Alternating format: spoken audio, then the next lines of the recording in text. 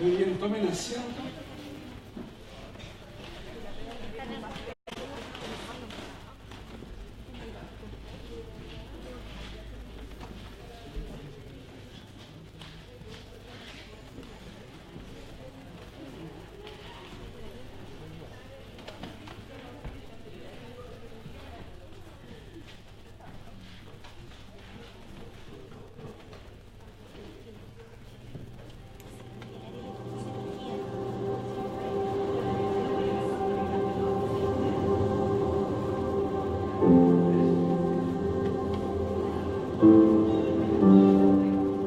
La Biblia no es una serie de historias desconectadas.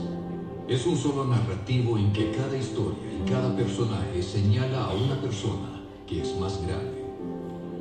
La historia de Adán y Eva no se trata solo del primer hombre y la primera mujer. Hay un mejor y verdadero Adán que pasó la prueba en el huerto y cuya obediencia se nos confiere. Hay un mejor y verdadero Abel que fue inocentemente asesinado y cuya sangre clama por nuestra absolución en vez de nuestra condenación. Hay un mejor y verdadero Abraham, quien contestó el llamado de Dios para dejar todo lo cómodo y familiar y salir al vacío a crear un nuevo pueblo de Dios. Hay un mejor y verdadero Isaac, el hijo de risa, de gracia, que no solo fue ofrecido por su padre en el monte, sino que verdaderamente fue sacrificado por nosotros. Hay un mejor y verdadero Jacob, quien luchó y recibió el golpe de justicia que nosotros merecíamos, para que al igual que Jacob, solo recibiéramos las heridas de gracia que nos despiertan y nos disciplinan. Hay un mejor y verdadero José, quien a la diestra del rey perdona a los que le traicionaron y vendieron, y que usa su nuevo poder para salvarnos. Hay un mejor y verdadero Moisés, quien se pone en la brecha entre el pueblo y el Señor y es mediador de un nuevo pacto. Hay una mejor y verdadera peña de Moisés, la cual al golpearla con la vara de la justicia de Dios, ahora nos brinda agua en el desierto. Hay un mejor y verdadero Job, quien de veras sufrió inocentemente para después interceder por y salvar a sus amigos insensatos. Hay un mejor y verdadero David, cuya victoria se convierte en la victoria del pueblo, aunque ellos mismos ni siquiera levantaron una piedra. Hay una mejor y verdadera Esther, quien no solo arriesgó perder un palacio terrenal, sino que perdió su gran palacio celestial. No solo arriesgó su vida, sino que la entregó para salvar a su pueblo. Hay un mejor y verdadero Jonás, arrojado a la tempestad por el rescate de muchos. Hay un mejor y verdadero Cordero Pascual, inocente, perfecto, indefenso, inmolado para que pasara de largo el ángel de la muerte. Él es el verdadero templo, el verdadero profeta, sacerdote y rey, el verdadero cordero y sacrificio, la luz verdadera y el pan verdadero. La Biblia no es una serie de historias desconectadas, es un solo narrativo que nos señala a una persona, a Jesús.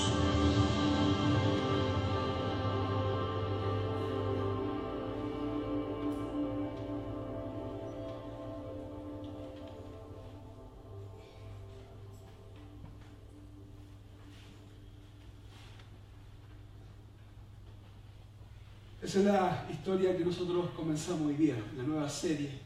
Historias de gracia, historias de Cristo, no de nosotros. Historias donde vamos a estar, yo creo que mucho tiempo, hablando acerca de cómo Cristo aparece en el Antiguo Testamento y cambia la vida y las realidades de las personas. Quiero que abran su Biblia en Génesis.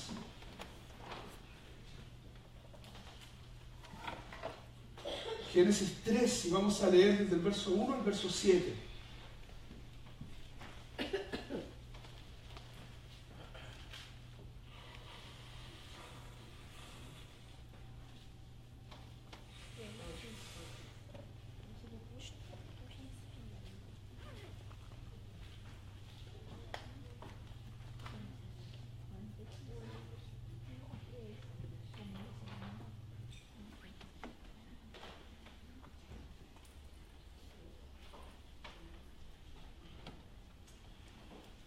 ¿Lo tiene Génesis 3, desde el 1 al 7? Amén. Y dice así: si siguen la lectura conmigo. Dice, pero la serpiente era astuta más que todos los animales del campo que Jehová Dios había hecho, la cual dijo a la mujer, ¿con que Dios os ha dicho no comáis de todo árbol del huerto? Y la mujer respondió a la serpiente, del fruto de los árboles del huerto podemos comer, pero del fruto del árbol que está en medio del huerto, dijo Dios, no comeréis de él, ni le tocaréis para que no muráis. Entonces la serpiente dijo a la mujer, no moriréis, sino que sabe Dios que el día que comáis de él serán abiertos vuestros ojos y seréis como Dios, sabiendo el bien y el mal.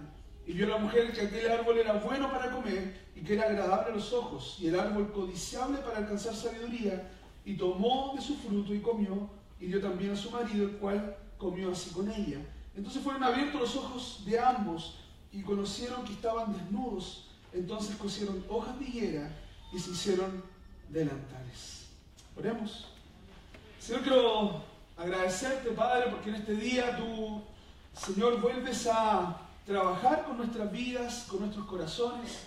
Y estamos, Dios, hoy delante de ti para rogarte, Dios, Rey de la Gloria, que tú puedas transformar nuestros corazones.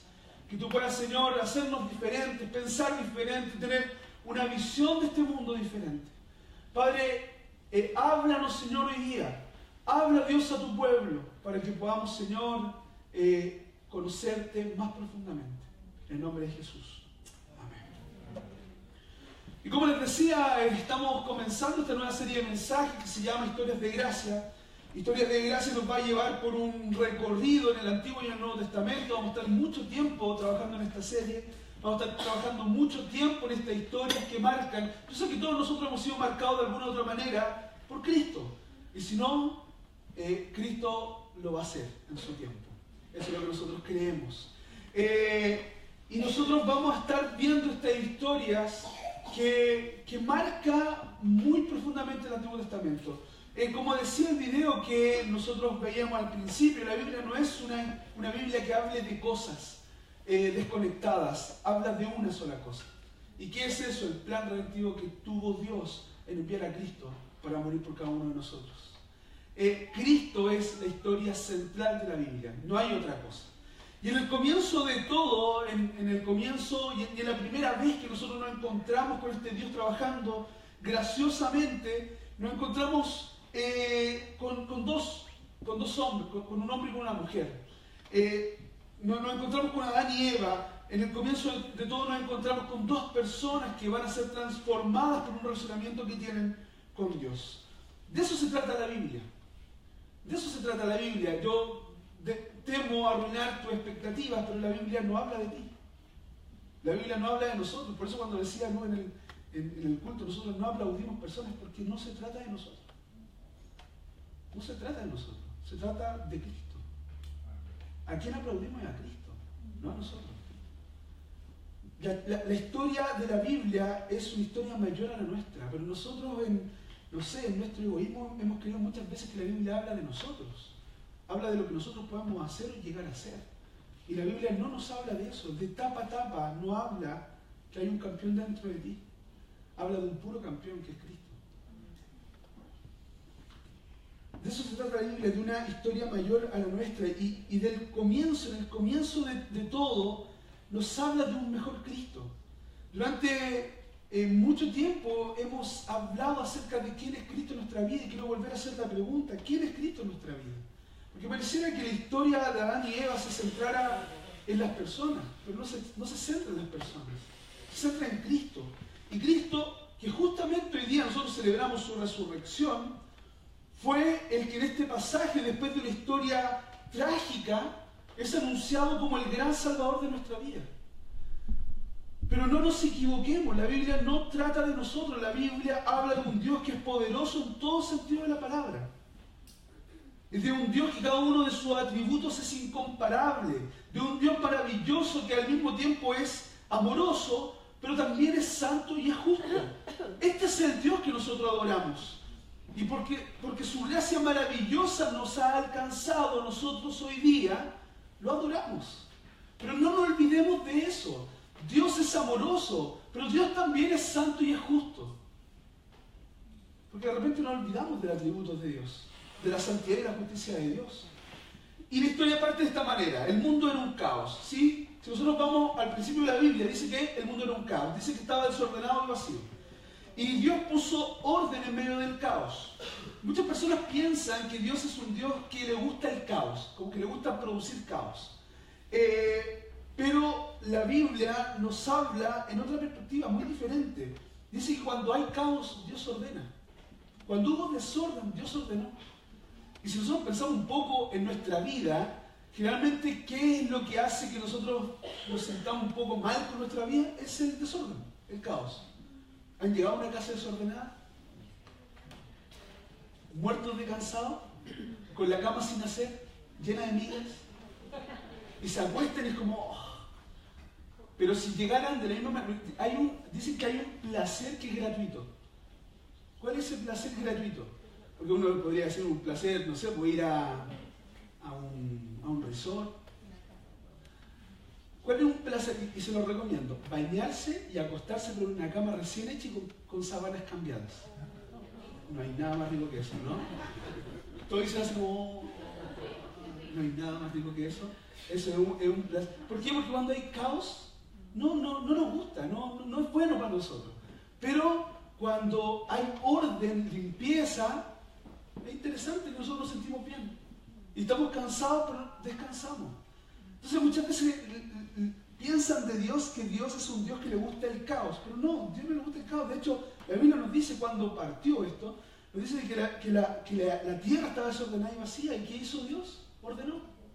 ¿Qué hizo Dios? Puso todo en su lugar. Y la creación lo demuestra, era perfecta en cada sentido de la palabra. Si nosotros vemos el relato, no lo vamos a leer porque es largo, pero si nosotros vemos el relato, yo sé que ustedes lo han leído, la creación era un ecosistema complejo pero armónico, que nosotros no somos capaces de poder imaginar, más que con lo que nos describe Moisés, que a ratos como que queda corto. Era armónico, o sea, imagínense a un Dios creando, un Dios separando, un Dios haciendo de una lumbrera el día, de otra lumbrera la noche. No sé, es una cuestión maravillosa y el testimonio que tiene Moisés de esta creación era de un Dios perfecto que hace una creación perfecta. Dios crea cada cosa y también al hombre, y cuando ve la necesidad de la compañía de Dios, o sea, cuando ve la necesidad del hombre, porque estaba solo, entonces ¿qué hace Dios? Crea a una mujer para que acompañara a Adán. O sea, no solamente Dios crea de manera perfecta, sino que también con su creación Él era cercano. Él conocía, Él sabía las necesidades que tenía Adán. Entonces, acá en la Biblia ya nos pegó varios palos. Dios no es un Dios de caos, es un Dios de orden, ¿cierto?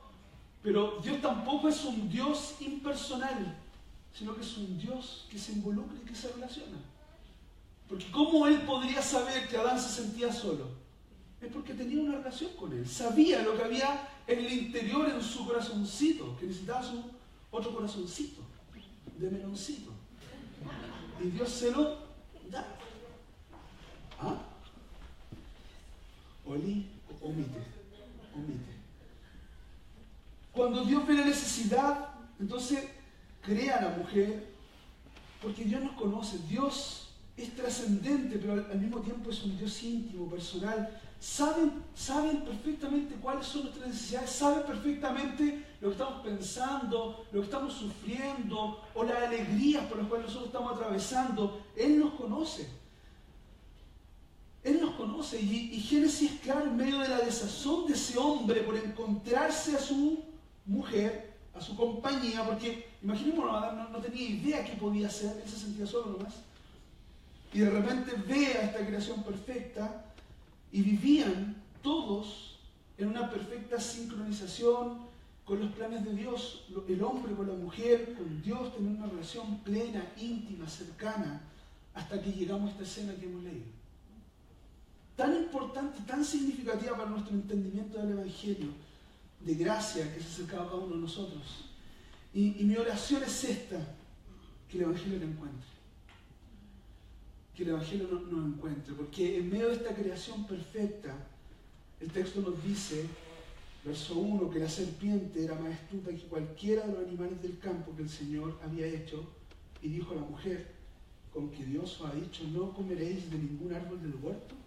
Y la mujer respondió a la serpiente, del fruto de los árboles del huerto no podemos comer, pero del fruto del árbol que está en medio del huerto, ha dicho Dios, no comeréis de él, ni le tocaréis, para que no muráis. Y la serpiente dijo a la mujer, ciertamente no moriréis, pues Dios sabe que el día que de él comáis serán abiertos vuestros ojos y seréis como Dios, conociendo el bien y el mal. Nuestro más grande problema, hermanos, amigos, somos nosotros mismos. Nuestro más grave problema somos nosotros mismos. En una creación que estaba perfecta, bastó con una simple intervención. Y es penetrante esta palabra, porque nos muestra a cada uno de nosotros nuestra realidad. Si nosotros nos vemos un poco más de cerca este pasaje, cada uno de nosotros nos podríamos ver en mayor o en menor medida, nos podríamos ver reflejados en él. O sea, alguien intentando hacernos caer y nosotros poniendo excusas, hablando de lo que no sabemos. ¿Ya se ha topado con esa gente que habla de lo que y opina de lo que no sabe? Y argumentando desde nuestra verdad para intentar ser contundente en nuestra respuesta. El Génesis está más cerca de nuestra realidad de lo que nosotros pensamos, y su confrontación trae a la luz lo que nosotros realmente somos. Miren, el relato nos muestra una serpiente y dice que la serpiente era más astuta que cualquiera de los animales del campo, y esto me impresionó. ¿Por qué me impresionó? Porque la serpiente es uno de los animales del campo y por tanto una criatura de Dios. Y más adelante Juan muestra que la serpiente es el diablo, Satanás. Si lee Apocalipsis 12:9, dice eso. Y no nos olvidemos de esto. Pero ahora, es interesante que la serpiente hace una pregunta con un falseamiento del mandato divino. ¿Se dan cuenta de ello? De eso ella insinuó la posibilidad de que Dios, de manera injustificada, restringe nuestra posibilidad de vivir una nueva realidad. Una especie de camisa de fuerza. ¿Han escuchado eso? Que el cristianismo sería como una especie de camisa de fuerza. Entonces la serpiente dice que era astuta, falseó una verdad. ¿Y qué dice? Ella insinúa, ella dice, ella solamente como que la deja caer para que la mujer la tome. Pero ¿qué está diciendo en el fondo la serpiente? De que Dios de manera injustificada restringe nuestra libertad. Y eso pasa mucho con nosotros. Acerquemos un poco esto a la realidad. Con nuestro hijo pasa algo parecido, y también se puede retratar en nuestra vida cuando nosotros fuimos hijos. Fíjense en esto. Mi mamá me decía, no toque el enchufe que te puede dar la corriente. ¿Qué uno hacía? Tocaba el enchufe. ¿Qué te daba? Y un chachazo o una chala. La mamá, el especialista en chalas. Mi mamá me decía, no toque el enchufe que te puede dar la corriente, y uno cree que es injustificado lo que la mamá está diciendo. Ay, mamá, pero ¿cómo me vaya a coartar mi libertad de crecer? ¿Sí? Uno cuando es chico, no sé, yo razonaba de esa manera, no sé ustedes. Alto nivel cognitivo. Yo razonaba de esa manera, ¿cómo va a coartar mi libertad? Y yo lo que hacía, ponía el enchufe. Yo creía que mi mamá me quería puro joder. ¿Y no les pasaba eso a ustedes? ¿No les pasaba eso a ustedes? ¿Sí? Por ejemplo, a nuestro hijo, al Mati y al Josué, le gusta jugar en las peleas. El Mati es chico, pero es niñado. Es aniñado. Y le gusta jugar en las peleas, y nosotros le decimos, no peleen porque se van a hacer daño, van a terminar llorando, no lo hagan. ¿Y qué hacen ellos? Se sientan tranquilos a ver. No. Se agarran del moño. Y de repente escuchamos a uno de los dos gritando y llorando. Ellos creen que uno está exagerando, que uno está coartando su libertad de entretenerse. Que es injustificado que nosotros le digamos, oye, paren. Y ellos siguen y tienen sus consecuencias. Se pican y terminan llorando. Pero ellos creen que no existe justificación de parte de nosotros para dejar de hacer o no lo que están haciendo. Es más, nosotros Creemos muchas veces que nuestros papás no nos quieren ver felices. Y eso pasa mucho en la adolescencia. Y es verdad que en muchas ocasiones los papás exageran, pero el 90% de las veces, cuando yo soy adulto, me he dado cuenta de eso, no están exagerando. Ellos quieren lo mejor para nosotros. ¿Y por qué digo esto? Porque nosotros tenemos una tendencia destructiva de creer que cada uno tiene el derecho a determinar qué es bueno para sí mismo. Eso es uno de los eslogans de nuestra cultura. Es una de las cosas que más se escucha en nuestro tiempo. Se pretende establecer que cualquier intento por determinar lo que los otros deberían hacer es sinónimo de coartar la libertad. Y la serpiente dice en el texto que era astuta y que ella planteó una duda en el centro de nuestro más grave problema. Insinuó una posibilidad, falseó una verdad. Y esto provoca la respuesta de la mujer, que si la vemos fue bastante buena. Ella sorteó bastante bien la dificultad, pero ella corrige a la serpiente con un falseamiento también. Y añade otro, añade un falseamiento. ¿Qué dice? Cuando la mujer le responde a la serpiente, y la mujer responde, del fruto de los árboles del huerto podemos comer, pero del fruto del árbol que está en medio del huerto, dijo Dios, no comeréis de él, ni le tocaréis, para que no muráis. ¿Saben lo que dijo Dios con respecto al árbol? Esto dijo, Génesis 2, 16 y 17, y mandó Jehová Dios al hombre diciendo, de todo árbol del huerto podrás comer, más del árbol de la ciencia del bien y del mal no comerás, porque el día que de él comieres, ciertamente morirás.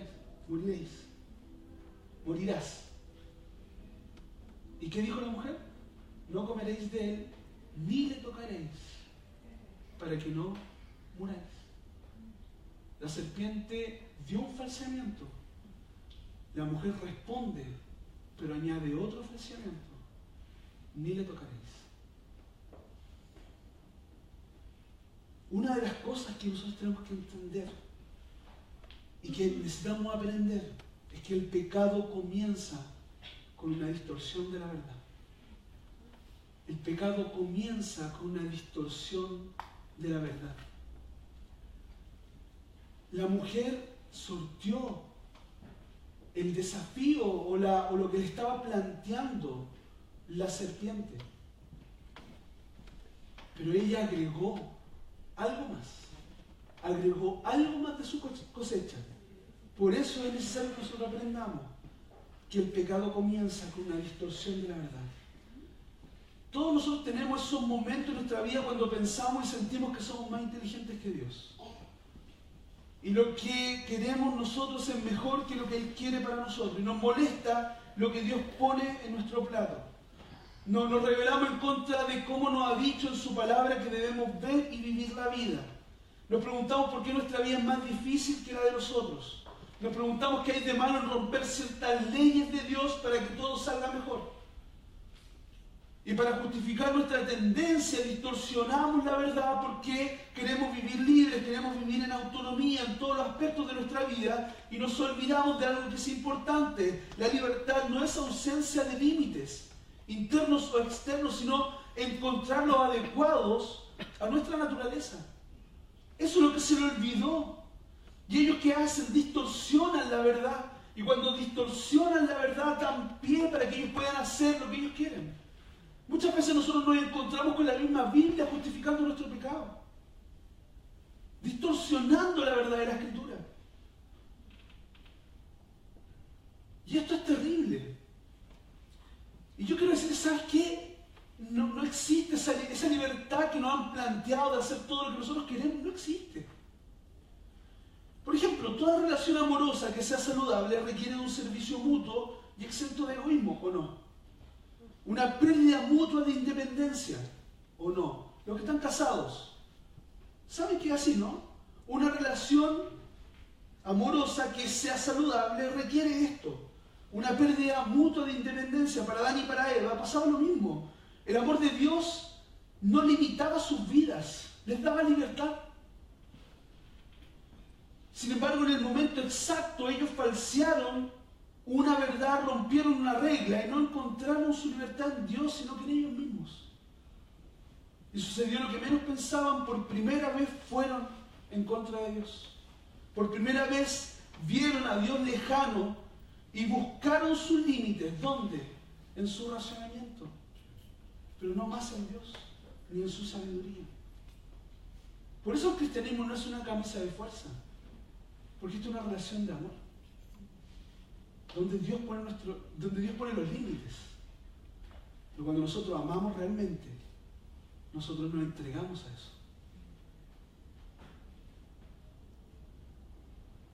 Por eso nuestro problema más grande somos nosotros mismos. Y nosotros necesitamos frenar nuestra tendencia a distorsionar la verdad de la Escritura.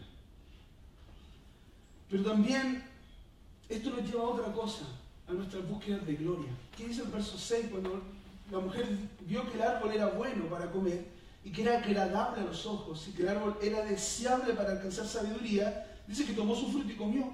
Y dio también a su marido que estaba con ella y él comió. Ahora, la cultura cristiana nos ha hecho pensar que el hombre y la mujer estaban en lugares separados. ¿Ustedes se imaginan eso, cierto? De cuando Adán y Eva comieron del fruto, estaban en lugares opuestos. O sea, como que uno estaba en un extremo del jardín y el otro estaba en el otro extremo del jardín y Eva fue tentada sola. Esa es la cultura cristiana, o sea, los monitos nos representan eso, todo nos representa eso.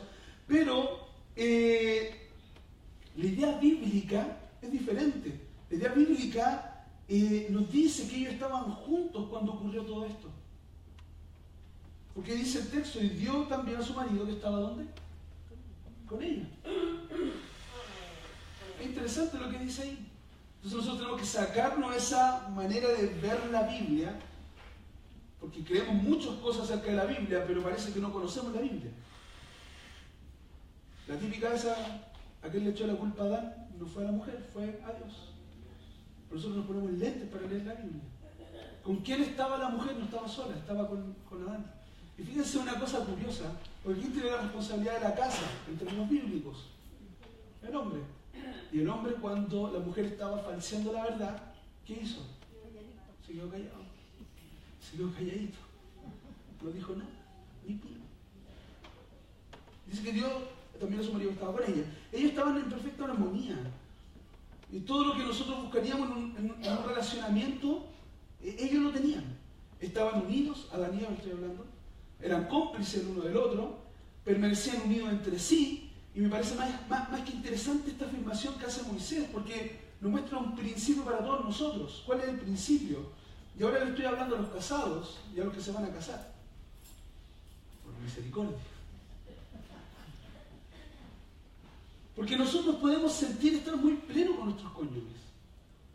Ser cómplices, amarnos, tomar decisiones juntos para nuestras familias, estar plenos y felices. Y sin embargo, estar en rebeldía con Dios. Eso es interesantísimo, porque esto me confrontó mucho en mi vida y espero que en la vida de ustedes también. Adán está junto a su esposa y no dijo nada. Él sabía del mandato y no dijo nada. Ellos estaban unidos y fueron en contra de Dios. Cuando ustedes deciden que la educación es la meta de sus hijos, están en contra de Dios. Y no estamos hablando de que la educación es mala en sí misma, pero no puede ser la meta de tu hijo. Cuando ustedes dicen que lo más importante, es más importante el trabajo que tener una vida devocional, están en contra de Dios. Y no estoy hablando de las declaraciones que nosotros nos tiramos, porque eso es fácil. No, yo en mi casa alabo a Jehová. ¿Y la vida devocional dónde está? ¿Y cuando tú pescas la Biblia y la enseñas a tu hijo? Déjame decirte una cosa. ¿Cuántos de ustedes llegan acá con los niños, ¿sí?, preparando la ofrenda, llevando su Biblia, enseñándole a buscar en la Biblia, leyendo con ellos? Porque pareciera que en este mundo nosotros dejamos la crianza de nuestro hijo a la profesora de escuela dominical, que poco y nada hacen. O sea, estamos hablando de que 1 hora el día domingo, frente a 7 días, con posturas completamente diferentes. El otro día, no me acuerdo quién me decía esto, que llegó una niña tan enojada porque estaban hablando acerca de la evolución y de cómo nacieron las personas y toda la cuestión. Entonces presentaron las posturas, ya, esta es la postura tanto, la postura tanto, la postura tanto, y luego dijeron, bueno, pero existe otra postura que es la de Adán y Eva, pero eso es mentira, ¿cierto? Así es la escuela. Ese es el colegio. Ese es el colegio. Nosotros creemos de que con esto basta. Muchas veces es impresionante. Llegan los niños acá y los niños ya no están más con los papás.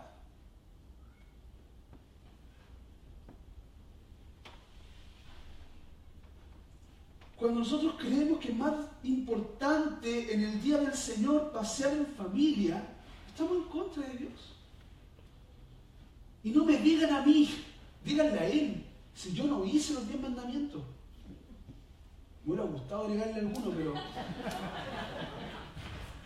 pero la Biblia dice que hay maldición. Yo no lo hice. Yo no lo hice. Y no estamos hablando de que pasear en familia no sea... Pero hay 10. Si el mandamiento no nos manda a ser religiosos, el mandamiento es mucho más profundo, nos manda a ser responsables con nuestros tiempos. Eso nos manda. Sal con tu familia, ándate al sur, ándate a Argentina, ándate a donde sea, ándate. Pero en el día del Señor busca una iglesia. Y si no buscaste, toma a tu familia y a un devocional, enséñales. Cuando nosotros decidimos eso, estamos en contra de Dios. Cuando los padres aprueban un relacionamiento en yugo desigual, están en contra de Dios. Cuando usted no toma la importancia de vivir para Dios, están en contra de Dios. Cuando ustedes vienen acá de manera religiosa, porque es bueno, están en contra de Dios. Adán y Eva tenían unidad, era un matrimonio modelo y estuvieron en contra de Dios. ¿Qué pasa con nuestra vida? ¿Qué pasa con nuestra vida? Porque es extremadamente peligroso olvidarse de Dios e ir tras nuestras propias metas, tras nuestros propios anhelos y deseos, y creemos que somos más sabios, que somos más justos, que somos más fuertes de lo que realmente nosotros somos. Yo no quiero dorarte la píldora. Yo quiero decirte las cosas como son, porque esto es lo que somos. Nuestra sociedad hoy día se está equivocando. ¿Pero qué estamos nosotros haciendo al respecto? Paul David Tripp lo dice de la siguiente manera: la Escritura nunca nos permite creer en una humanidad neutra, no direccionada o desmotivada. Ella quiere que admitamos que por detrás de todo lo que hacemos o decimos, estamos persiguiendo algunas cosas, alguna esperanza, un sueño o cosas que si no tenemos, nos rehusamos a vivir la vida. Hay cosas que valorizamos tanto que estamos dispuestos a sacrificar otras cosas buenas para poder conseguirlas. Disminuimos nuestra humanidad para endiosar la creación. Las cosas que buscamos poseer nos pasan a poseer.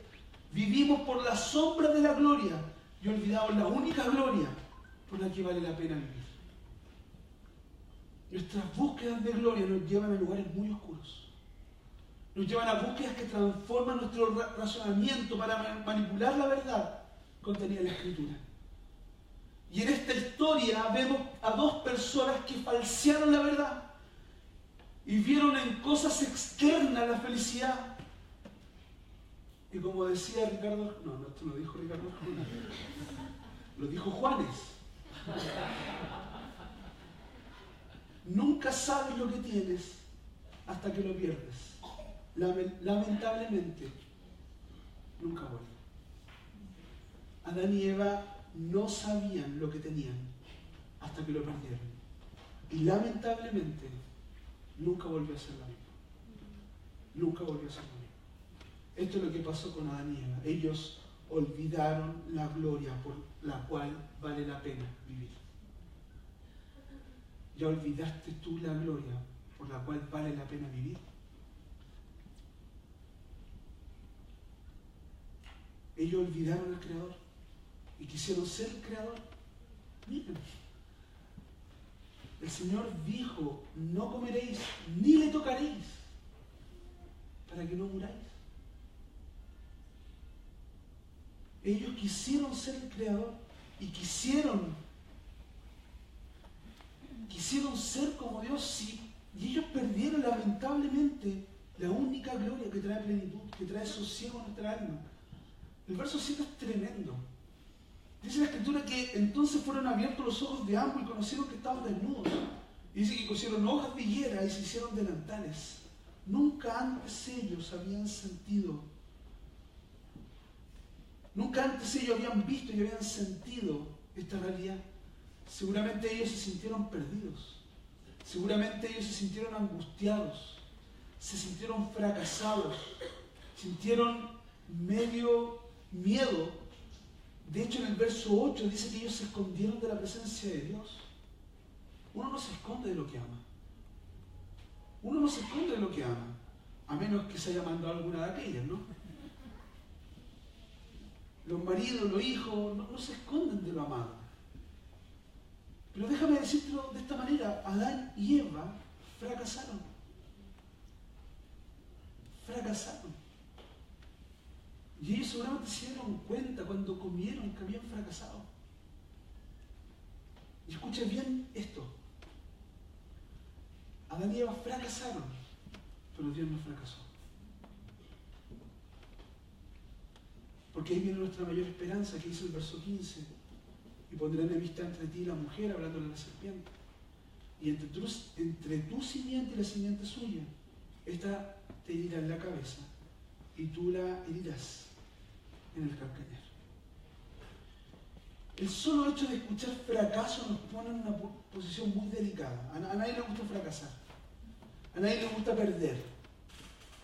Y la peor noticia que podemos saber es que el fracaso no es algo que elegimos. Nacimos fracasados. Nacimos fracasados. ¿Por qué nacemos fracasados? Porque nuestra realidad hoy día es pecaminosa. Nosotros no somos lo que debiéramos ser. Nosotros no tenemos lo que debiéramos tener. Nosotros andamos en una búsqueda de algo, pero no sabemos qué es ese algo. Y esa es una realidad. Nosotros nacemos en Adán. Eso es lo que nos dice la Biblia. Esa es nuestra identidad original y caída. A mis hijos les gusta jugar al rompecabezas. ¿Alguien aquí es fanático del rompecabezas? ¿No? ¿No? Entonces, otra ilustración. No, a mi hijo le gusta jugar al rompecabezas. Les gusta mucho a los dos. De hecho, ellos llegaban y decían, mamá, estoy jugando al rompecabezas. Y nosotros nos alarmamos porque pensábamos que se estaban rompiendo las cabezas. Pero no, eran rompecabezas. Y cuando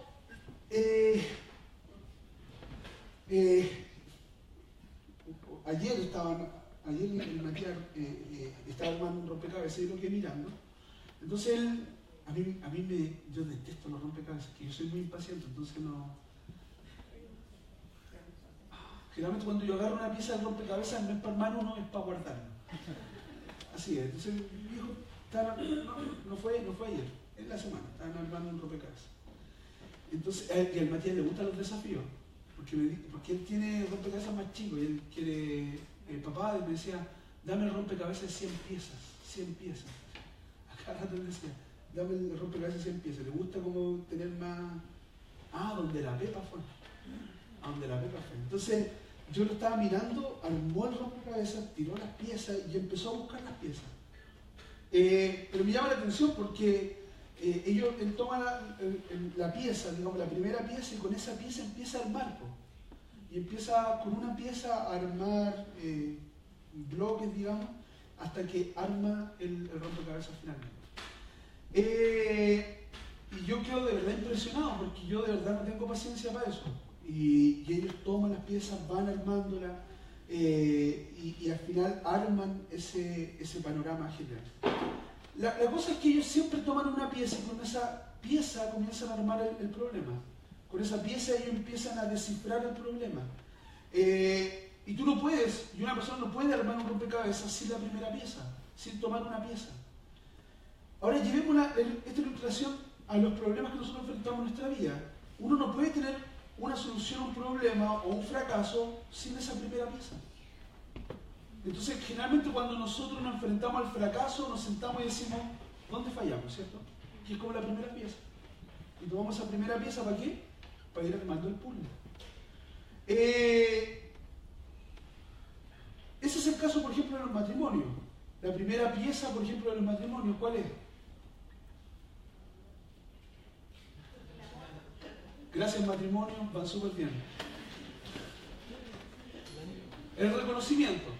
En el caso del hombre, el perdón. En el caso de las mujeres, el reconocimiento, ¿cierto? En el caso de los niños también, ¿cuál es la primera pieza para ayudar a darse cuenta que hicieron? El reconocimiento, generalmente eso. Ahora, imaginemos a Adán y a Eva. Ellos conocían el problema, estaban fracasados, pero no tenían ninguna esperanza, no tenían esa primera pieza para empezar a arreglar el problema, no había nada. Entonces Dios pone esperanza, pero ¿dónde pone la esperanza? Con una primera pieza. Porque uno cuando se sienta a buscar la pieza es para arreglar el problema, ¿no? El problema es que Adán y Eva no tenían ninguna pieza para arreglar el problema.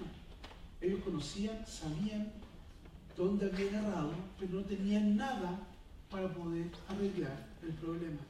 ¿Qué hace Dios? Cuando ellos no tienen ninguna esperanza, cuando ellos no tienen nada, ¿qué hace? Él pone la primera pieza. ¿Y cuál es la primera pieza? Esta, el protoevangelio, la esperanza de Cristo. Cristo es la primera pieza que Dios pone, ¿para qué? Para arreglar nuestro problema más grande. 1 Corintios, cuando ya se conocía y cuando Dios ya había armado el puzzle, el rompecabezas dice 1 Corintios 15, 21 y 22, de hecho, ya que la muerte vino por un hombre, ¿quién es ese hombre? Adán y Eva. Por un hombre viene la resurrección de los muertos, ¿quién es ese hombre? Cristo. Pues así como en Adán todos mueren, también en Cristo todos volverán a vivir. Cristo es el comienzo de nuestra esperanza. Cristo es el comienzo de nuestra restauración.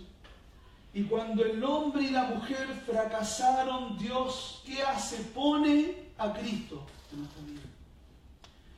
Esta es una declaración maravillosa y de las más maravillosas de Dios hacia su pueblo. Esta es la declaración más descabellada de alguien que ha sido traicionado y basureado. ¿Cómo alguien que ha sido traicionado y basureado puede dar la declaración más maravillosa a su pueblo? Que Cristo iba a ser la esperanza. Cuando Adán y Eva fracasaron, Cristo no fracasó. Cuando Cristo tuvo que enfrentarse a Satanás en el desierto, Él no falseó la verdad, Él habló con la verdad. Cuando Satanás le prometió gloria, le dijo, mira, te doy todo. Y cuando Cristo se enfrentó con Satanás y se enfrentó a la gloria, Él prefirió la gloria de su Padre. Y cuando estuvo en el Getsemaní, Él prefirió la gloria de Dios. Murió por nosotros, murió por nuestros errores. Él satisfizo la demanda de la justicia de Dios y murió y resucitó por cada uno de nosotros, y por gracia se nos ha revelado a través de Cristo y el Espíritu Santo a cada una de nuestras vidas. Cuando Adán y Eva fracasaron, Cristo no fracasó. Y porque por uno vino la muerte, por Cristo también viene la vida. Entendamos esto, nacemos de nuevo en Cristo. Esa es nuestra identidad nueva, redimida, resucitada que Cristo nos dio. Y lo voy a decir de esta manera. En Adán hay derrota, pero en Cristo hay victoria. En Adán hay condenación, pero en Cristo hay salvación. En Adán recibimos una naturaleza pecaminosa, pero en Cristo recibimos una nueva naturaleza. En Adán somos malditos, pero en Cristo somos benditos. En Adán hay ira y muerte, pero en Cristo hay amor y vida. Cuando esos hombres fueron fracasados, Cristo no fracasó. Dios no fracasó. Adán y Eva son un prototipo de Cristo. Y nos enseña una cosa. Cuando nosotros somos los que nos enfrentamos, falseamos la verdad. Cuando nosotros somos los que nos enfrentamos a un desafío como este, buscamos nuestra gloria. Pero cuando Cristo se enfrenta, Él no falsea la verdad. Cuando Cristo se enfrenta, Él no prefiere su gloria. La gracia derramada sobre ti no va a permitir que vivas para ti mismo. ¿Entiende eso? La gracia te libera para que experimente el gozo de vivir para aquel que es más grandioso que tú. Y ese más grandioso que tú es Cristo. El pecado entró en el mundo, pero en Cristo tenemos esperanza. Porque Él derrotó la muerte. Porque Él derrotó la muerte. Y hoy día nosotros tenemos una nueva esperanza. Cuando nosotros no podemos, Cristo viene a nuestras historias, a tus historias de fracaso, a tus historias de ira, a tus historias de vacío, de cosas no hechas, de metas no cumplidas, y Dios trastorna tu historia. El Dios de gracia transforma tu realidad. No permitas vivir para ti mismo. Que el Espíritu Santo nos ayude a vivir para su nombre. Porque en Él nosotros tenemos victoria. La gracia derramada sobre ti no va a permitir que vivas para ti mismo. La gracia te libera para que experimentes el gozo de vivir para aquel que es más grandioso que tú. Pongámonos en pie.